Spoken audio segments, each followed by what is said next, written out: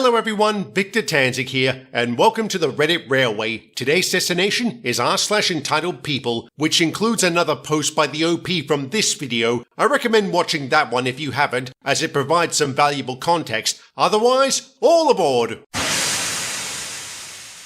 My sister has sunk to a new low. A couple of months ago, she showed up at our parents' house with a boyfriend in tow and a positive pregnancy test, saying she was 2 months along. She claimed she wanted to make amends so her child could get to know their grandparents. I didn't buy this for a second. I knew she had gotten pregnant just so Dad would put her back in the will and Mum would make her the golden child again. Luckily, things didn't go her way, but I'm getting ahead of myself. My sister had taken a leave from work to come see us. She tried to act all smiles around me, but I could see the hate in her eyes. She still blamed me, but claimed she had seen the error of her ways. Mum seemed to buy her act, but Dad didn't. Despite this, both have always wanted grandchildren, so they begrudgingly and momentarily accepted her back. However, they wanted to make sure this wasn't a con, so my dad asked her to take another pregnancy test. To our surprise, she agreed. It was positive, so she was indeed pregnant. My parents asked to spend some alone time with my sister, so I went home. The next day, I was given all the details. They said they'll help support their grandchild, but if my sister wanted a place back in the family, then she's going to have to work hard for it and prove she's changed. They voiced their concerns she had only gotten pregnant to get back in their good graces. She denied this, of course, but her past actions spoke for themselves. Our parents wanted her to get therapy and apologized to me for trying to frame me since she always refused to. That's when she finally broke and said I don't deserve an apology. Apparently, I'm the reason her life got ruined to begin with. My dad didn't let that slide and practically roared at her. He called her ungrateful and said she was only blaming me to avoid taking personal responsibility. My mum chimed in about her own self-realization. She admitted what she did and said back then was beyond wrong. She told my sister she would do well to reflect on her own misdeeds. Well, my sister flipped out and left with her boyfriend, but she came back the next day and gave my parents a very long rehearsed apology, complete with crocodile tears. Again, the only reason my parents let her back in was because of her pregnancy. She was set up in her old room and spent the next few days trying to act all smiles. She wasn't convincing in the slightest. She was still expected to give me that long overdue apology. I met up with her and her boyfriend at a local restaurant our parents picked. We figured if she was going to give me even the faintest apology, it couldn't be around them. She started off the apology by basically murmuring. When her boyfriend asked her to speak up, she elbowed him hard in the stomach. He asked to be excused and left us alone. That wasn't the first time I had seen her treat him like crap. Even though we had only met a few times, I kind of suspected he was only with my sister for the money. As soon as he was gone, she gave me her non-apology. While saying sorry for framing me, she asserted it never would have happened if I had just bought the alcohol for the party. We could have both had a great time and everything would have been fine. I was furious. She still didn't get it. Her lies got me arrested. I had to spend the night in jail for something I didn't do, and if I had done what she wanted, I might still be there. I told her all this and said she hasn't changed. Then I left. I told our parents what happened. Of course, my sister tried to tell them some lie.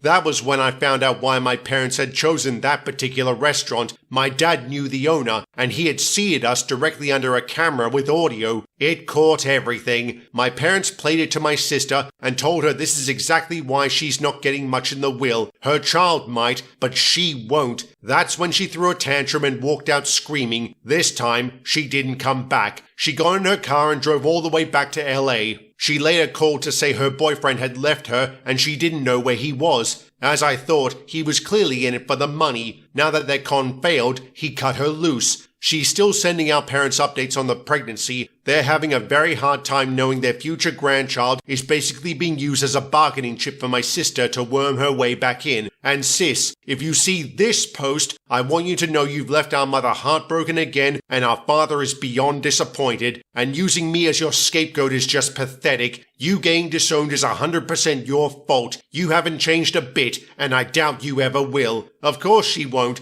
Narcissists aren't capable of change. In their minds, they're perfect just the way they are. I feel sorry for her baby. That kid is likely going to be miserable. I wouldn't be surprised if they make a post on this sub one day about their mother. 'Mother. If they do, you can be sure I'll cover it.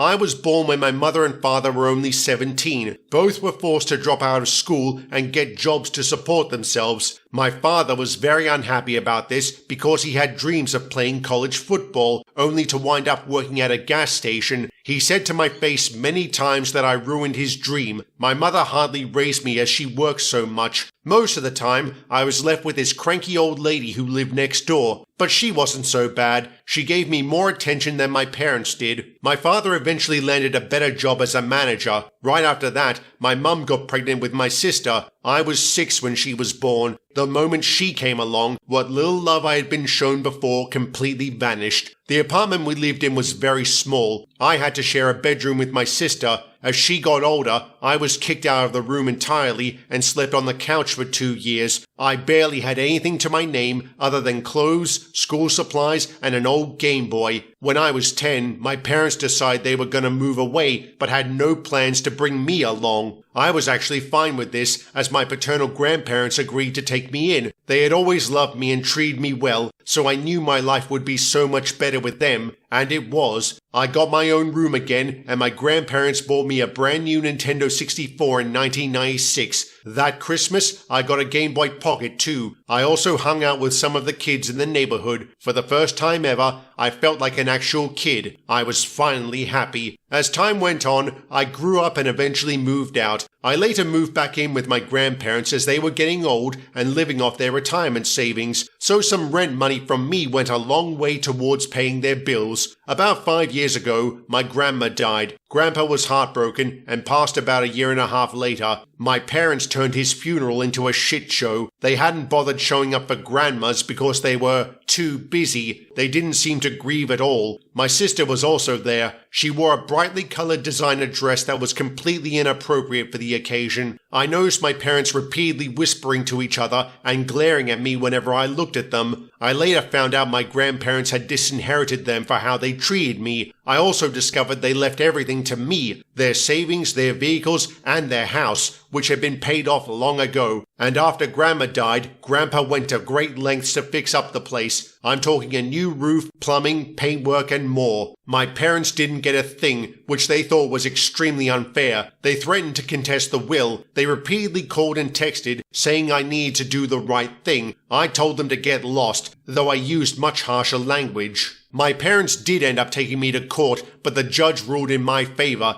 It didn't help their case that I had proof they had been harassing me. Furthermore, I was allowed to tell the court how they had treated me when I was a child. The judge looked at my parents with absolute disgust. He called my father a terrible parent and that my grandparents were right to disown him. My father just hung his head in silence. Outside the courtroom, he let me have it. He said I was the biggest mistake of his life. If he could go back in time, he'd make sure I never existed. He should have been a football star. Instead, he's working a 9-to-5 job. I told him I didn't ask to be born, and that, mistake or not, Grandma and Grandpa saw him for what he truly was. I finished by saying they had been my true parents before walking away. I got a few more threatening and harassing phone calls, as well as some letters demanding money and other things. These faded over time as I never responded. In the end, they left me alone. I haven't spoken to them in over 10 years. I've looked at their Facebooks from time to time. I'm surprised they haven't blocked me. It seems my sister tried to get into modeling, got married, had 2 kids,